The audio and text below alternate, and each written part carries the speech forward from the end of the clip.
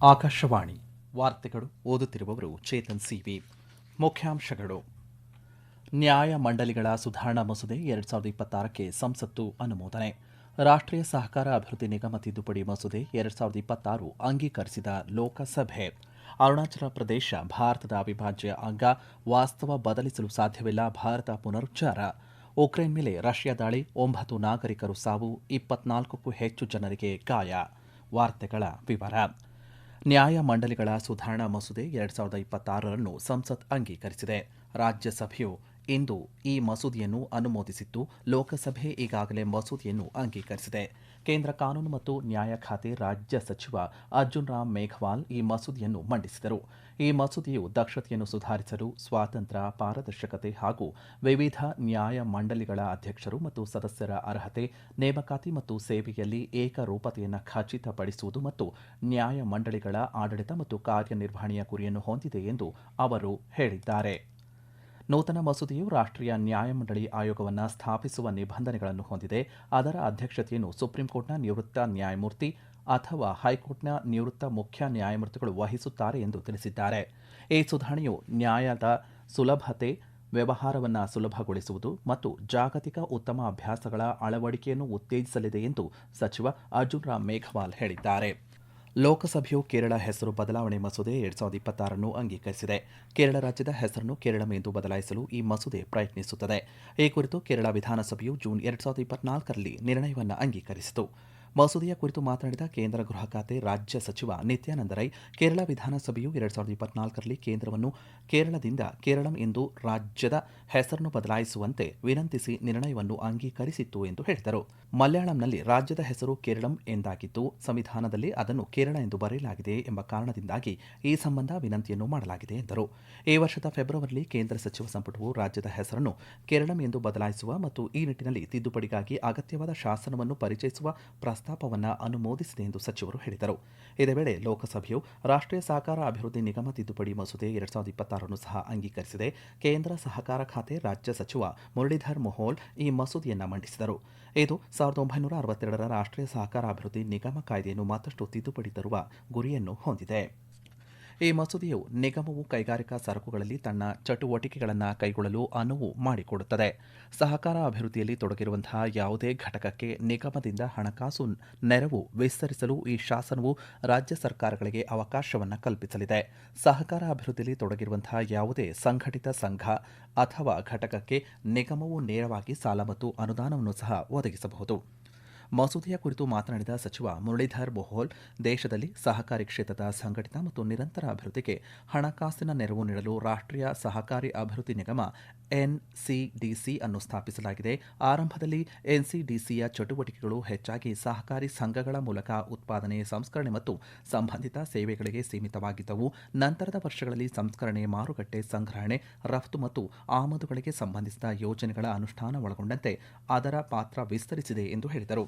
ಇತ್ತೀಚಿನ ವರ್ಷಗಳಲ್ಲಿ ಎನ್ಸಿಡಿಸಿ ರಾಜ್ಯ ಸರ್ಕಾರಿ ಸಂಸ್ಥೆಗಳು ಮತ್ತು ಇತರ ಸಂಸ್ಥೆಗಳ ಸಹಯೋಗದೊಂದಿಗೆ ಮೂಲಸೌಕರ್ಯ, ತಂತ್ರಜ್ಞಾನ ಮತ್ತು ಹಣಕಾಸು ಸೇವೆಗಳಂತಹ ಕ್ಷೇತ್ರಗಳಲ್ಲಿ ಸಹಕಾರಿ ಅಭಿವೃದ್ಧಿಯಲ್ಲಿ ಸಕ್ರಿಯ ಪಾತ್ರ ವಹಿಸುತ್ತಿದೆ ಎಂದು ಅವರು ಮಾಹಿತಿ ನೀಡಿದರು.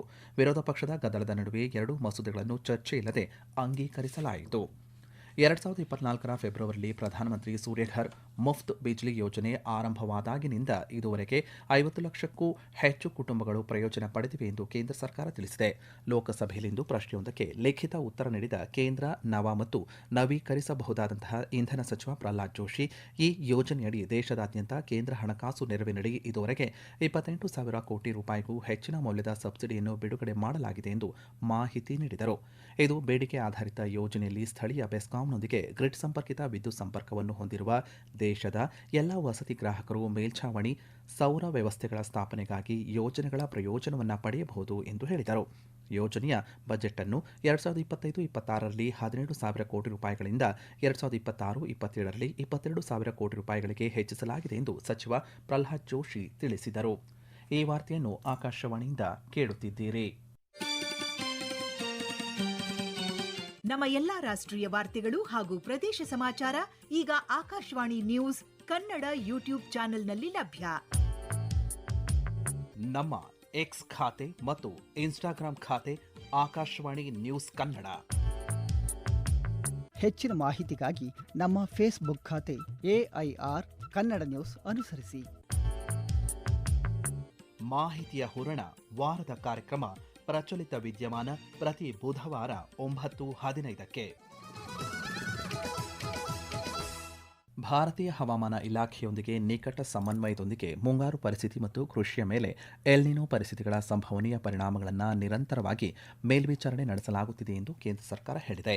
ಲೋಕಸಭೆಯಲ್ಲಿಂದು ಪ್ರಶ್ನೆಯೊಂದಕ್ಕೆ ಲಿಖಿತ ಉತ್ತರ ನೀಡಿದ ಕೇಂದ್ರ ಕೃಷಿ ಮತ್ತು ರೈತ ಕಲ್ಯಾಣ ಖಾತೆ ರಾಜ್ಯ ಸಚಿವ ರಮಾನಾಥ್ ಠಾಕೂರ್, ವಾಡಿಕೆಗಿಂತ ಕಡಿಮೆ ಮಳೆ ಬೀಳುವ ಸಾಧ್ಯತೆ ಇರುವ 342 ಜಿಲ್ಲೆಗಳನ್ನು ಒಳಗೊಂಡ 15 ರಾಜ್ಯಗಳಿಗೆ ಜಿಲ್ಲಾ ಕೃಷಿ ಯೋಜನೆಗಳನ್ನು ನವೀಕರಿಸಲಾಗಿದೆ ಎಂದು ಮಾಹಿತಿ ನೀಡಿದ್ದಾರೆ.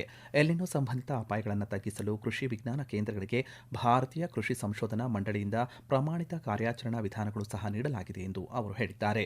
ರಾಜ್ಯಗಳಿಗೆ ಸಾಕಷ್ಟು ಬಿತ್ತನೆ ಬೀಜಗಳ ಲಭ್ಯತೆಯನ್ನು ಖಚಿತಪಡಿಸಲಾಗಿದೆ. ಜಲಾಶಯಗಳ ನೀರಿನ ಉತ್ತಮ ಬಳಕೆಗಾಗಿ ಮತ್ತು ಸಮರ್ಥ ನೀರಾವರಿ ಪದ್ಧತಿಗಳನ್ನು ಉತ್ತೇಜಿಸಲು ಪೂರ್ವ ಯೋಜನೆಗಳನ್ನು ಕೈಗೊಳ್ಳುವಂತೆ ಕೇಂದ್ರ ಜಲ ಆಯೋಗ ಮತ್ತು ರಾಜ್ಯ ಸರ್ಕಾರಗಳಿಗೆ ಸಲಹೆ ನೀಡಲಾಗಿದೆ ಎಂದು ಸಚಿವ ರಾಮನಾಥ್ ಠಾಕೂರ್ ತಿಳಿಸಿದ್ದಾರೆ. ಸಂಸತ್ತಿನಲ್ಲಿ ಚರ್ಚೆಗಳ ಗುರಿಯನ್ನು ಕಾಂಗ್ರೆಸ್ ಪಕ್ಷ ಬದಲಾಯಿಸುತ್ತಿದೆ ಮತ್ತು ಸದನದ ಸರಿಯಾದ ಕಾರ್ಯನಿರ್ವಹಣೆಗೆ ಅಡ್ಡಿಪಡಿಸುತ್ತಿದೆ ಎಂದು ಬಿಜೆಪಿ ಆರೋಪ ಮಾಡಿದೆ. ನವದೆಹಲಿಯಲ್ಲಿಂದು ಪತ್ರಿಕಾಗೋಷ್ಠಿ ಉದ್ದೇಶಿಸಿ ಮಾತನಾಡಿದ ರಾಜ್ಯಸಭಾ ಸದಸ್ಯ ಮತ್ತು ಬಿಜೆಪಿ ವಕ್ತಾರ ಸುಧಾಂಶು ತ್ರಿವೇದಿ, ಕಾಂಗ್ರೆಸ್ ಪಕ್ಷ ಚರ್ಚೆಯನ್ನು ಬಯಸುವುದಿಲ್ಲ ಮತ್ತು ತನ್ನ ಬೇಡಿಕೆಗಳನ್ನು ಬದಲಾಯಿಸುತ್ತಿದೆ ಎಂದು ದೂರಿದ್ದಾರೆ. ಲೋಕಸಭೆಯಲ್ಲಿ ವಿರೋಧ ಪಕ್ಷದ ನಾಯಕ ರಾಹುಲ್ ಗಾಂಧಿ ಅವರು ಸರ್ಕಾರದ ಉತ್ತರದಿಂದ ತಪ್ಪಿಸಿಕೊಳ್ಳುತ್ತಲೇ ಇದ್ದಾರೆ. ಅವರು ಸದನದಿಂದ ಹೊರ ನಡೆಯದಿದ್ದರೆ ಕೇಂದ್ರ ಗೃಹ ಸಚಿವ ಅಮಿತ್ ಶಾ ಪ್ರತಿಯೊಂದು ವಿಷಯಕ್ಕೂ ಹಂತ ಹಂತವಾಗಿ ಪ್ರತಿಕ್ರಿಯಿಸುತ್ತಾರೆ ಎಂದು ಹೇಳಿದ್ದಾರೆ. ಸ್ವಾತಂತ್ರ್ಯ ದಿನಾಚರಣೆಗೂ ಮುನ್ನ ದೇಶಾದ್ಯಂತ ನಡೆಯುತ್ತಿರುವಂತಹ ಹರ್ ಘರ್ ತಿರಂಗ ಅಭಿಯಾನವು ಗಮನಾರ್ಹ ವೇಗವನ್ನು ಪಡೆಯುತ್ತಿದೆ. ಇದು ಎಲ್ಲ ಹಂತಗಳ ನಾಗರಿಕರು ಭಾರತದ ರಾಷ್ಟ್ರೀಯ ಹೆಮ್ಮೆ ಮತ್ತು ಏಕತೆಯ ಮನೋಭಾವದ ಸಾಮೂಹಿಕ ಆಚರಣೆಯಲ್ಲಿ ಒಟ್ಟಾಗಿ ಸೇರಲು ಪ್ರೇರೇಪಿಸುತ್ತದೆ. ಸಾಮಾಜಿಕ ಜಾಲತಾಣದಲ್ಲಿ ವಿಡಿಯೋ ಹಂಚಿಕೊಂಡಿರುವಂತಹ ಪ್ರಧಾನಿ ನರೇಂದ್ರ ಮೋದಿಯವರು ದೇಶವಾಸಿಗಳು ಸ್ವಾತಂತ್ರ್ಯ ದಿನವನ್ನು ಹೆಮ್ಮೆ ಮತ್ತು ಭವ್ಯತೆಯಿಂದ ಆಚರಿಸಬೇಕು ಮತ್ತು ವಿಕಸಿತ ಭಾರತವನ್ನು ನಿರ್ಮಿಸುವ ಪ್ರತಿಜ್ಞೆ ಮಾಡಬೇಕು. ಹರ್ ಘರ್ ತಿರಂಗ ಅಭಿಯಾನದಡಿ ಎಲ್ಲರೂ ತಮ್ಮ ಮನೆಗಳಲ್ಲಿ ತ್ರಿವರ್ಣ ಧ್ವಜ ಹಾರಿಸಬೇಕೆಂದು ಕರೆ ನೀಡಿದ್ದಾರೆ. ಅರುಣಾಚಲ ಪ್ರದೇಶವು ಭಾರತದ ಅವಿಭಾಜ್ಯ ಅಂಗವಾಗಿದ್ದು ಈ ನಿರ್ವಿವಾದದ ವಾಸ್ತವವನ್ನು ಯಾವುದೂ ಬದಲಾಯಿಸಲು ಸಾಧ್ಯವಿಲ್ಲ ಎಂದು ಭಾರತ ಪುನರುಚ್ಚರಿಸಿದೆ.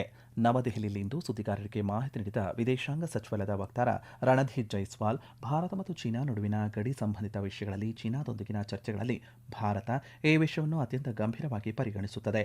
ಈ ಪ್ರದೇಶಗಳಲ್ಲಿ ಶಾಂತಿ ಮತ್ತು ನೆಮ್ಮದಿ ಕಾಪಾಡಿಕೊಳ್ಳುವುದು ದೇಶದ ಅತ್ಯಂತ ಮಹತ್ವದ್ದಾಗಿದೆ ಎಂದು ಹೇಳಿದ್ದಾರೆ.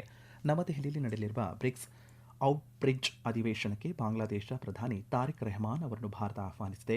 ಬಾಂಗ್ಲಾದೇಶದ ಪ್ರಧಾನಿಯೊಂದಿಗೆ ಭಾರತೀಯ ಹೈಕಮಿಷನರ್ ನಿನ್ನೆ ಸಭೆ ನಡೆಸಿದರು.